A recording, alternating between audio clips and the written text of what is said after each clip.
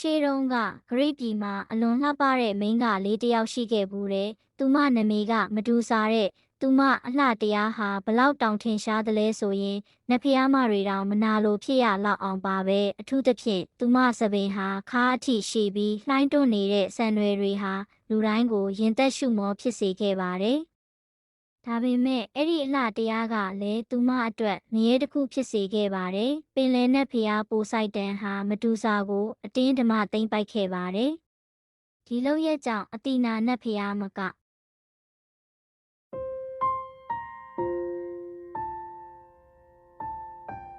အမျက်ဒေါသထွက်ခဲ့ပေမဲ့ပြစ်မှုကျူးလွန်တဲ့နတ်ဖျားကိုအပြစ်မပေးဘဲတနာစရာကောင်းတဲ့မဒူစာကိုသာအပြစ်ပေးခဲ့ပါတယ်။အတီနာရဲ့အမျက်ဒေါသကမျက်လုံးတမိတ်အတွင်းမဒူစာရဲ့ဘဝကိုအမှောင်ထဲသို့လွှင့်ချလိုက်တယ်။သူမလှပလွန်းတဲ့ရွှေရောင်သပင်တွေဟာမကြခင်ပဲမွေများအဖြစ်ပြောင်းလဲသွားခဲ့တယ်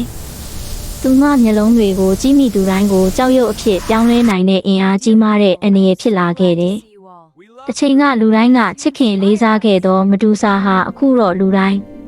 ကြောက်ရွံ့ပြီးရှောင်ရှားကြတဲ့တတဝါတစ်ကောင်ဖြစ်သွားခဲ့တယ်။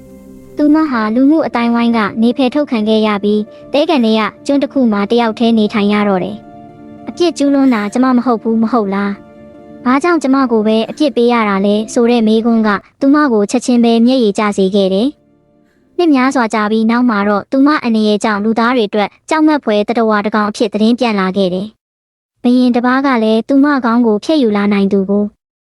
စုကြီးတစ်ခုပေးမိဟုကြေညာခဲ့တယ်။အဲ့ဒီအချိန်မှာဂရိသူရဲကောင်းပါစီယက်ဟာမဒူစာကိုရှာဖွေဖမ်းဆီးဖို့ခရီးထွက်ခဲ့တယ်။နတ်ဖျားများရဲ့အကူအညီနဲ့သူကမဒူစာရဲ့မျက်လုံးကိုတိုက်ခိုက်ရင်မကြည့်ပဲလက်မှန်ပြားတွေကတဆင်းကြည့်ပြီးနီးကပ်လာခဲ့တယ်။မဒူစာအိမ်မောကျနေတဲ့အချိန်တစ်ခုမှာသူမရဲ့ဘဝအဆုံးသတ်ကိုရင်ဆိုင်ခဲ့ရတယ်။ပါစီယက်ဟာသူမရဲ့ခေါင်းကိုဖျက်ယူခဲ့ပြီးအဲ့ဒီခေါင်းကိုလက်နက်တစ်ခုအနေနဲ့အသုံးပြုခဲ့တယ်။